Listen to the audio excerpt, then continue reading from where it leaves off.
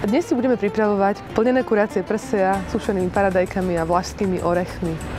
Budeme potrebovať kuracie prsia, vlašské orechy a na pesto, ktoré bude slúžiť ako omáčka alebo taký doplnok k tomuto jedlu, budeme potrebovať rukolu, sušené paradajky, parmezán alebo nejaký hodný syr, soľ, korenie. Urobíme si nejaký záhyb alebo nejaké vrecko do toho mesa. My si tento záhyb teraz naplníme spomínanou zmesou. Tlačíme tam do toho záhybu sušené paradajky. Môžeme to spojiť s vlašskými orechmi. Naplníme, natlačíme, môžeme to uzavrieť, ale aj nemusíme. Mäsko si dnes pripravíme na panvici keramickej, ktorá naozaj pečie mäsko do chrumkava. Nalejeme si olivový olej, necháme si ho poriadne rozohriať. Zatiaľ, kým si budeme robiť mäsko, si pripravíme omáčku, ktorá sa volá pesto. Pesto pozná každý Talian, aj možno Slovák.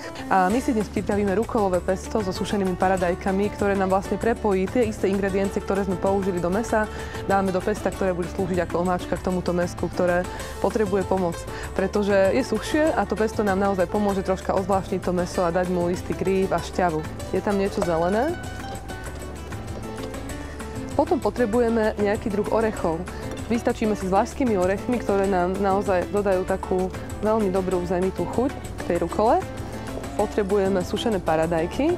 Môžeme pridať syr, ideálne nejaký suchší syr. Nemusí byť nevyhnutne parmezán. No a máme pripravené krásne rukolové pesto so sušenými paradajkami. Vydrží v chladničke kľudne aj týždeň, aj dva a môžete si ho len zatvoriť do nejakého pohárika sterilizačného a v chladničke vám vydrží. Ale nám nikdy nevydrží dlho. Vidíme, že máme rozohriatý termospot, takže mäsko je vhodné v tomto štádiu dať na panvicu, aby bolo správne chrumkavé. Môžeme kľudne použiť vidličky, nožíky a nemusíme sa obávať nejakého poškrabania. A v tomto štádiu, keď máme mäsko opečené naozaj z každej strany, ako vidíme, si ho môžeme podliať bielým vínom a nechať dusiť. Odporúčam biele suché víno, ktoré nám vytvorí takú fajn omáčku z toho výpeku, z toho olivového oleja a ktorú ešte nakoniec troška zjemníme maslom. Dusilo sa nám v tom bielom víne cca 7 minutiek. Záleží samozrejme od veľkosti tých prs, ktoré máte.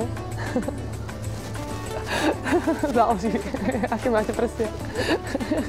Odporúčam takisto aj vám mäsko vybrať a chvíľku nechať odležať. Aby sa nám tá šťava, ktorá je teraz v tom mäsku a sú šťavnaté, nestratila. Vyzerá to nejako takto.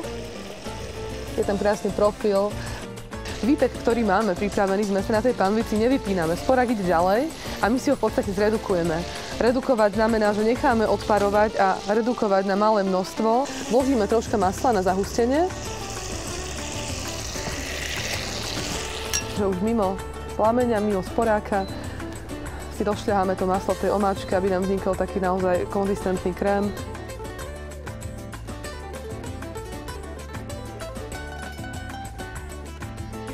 Kuracie prsia plnené sušenými paradajkami, vlašskými orechmi s rukolovým pestom máme hotové.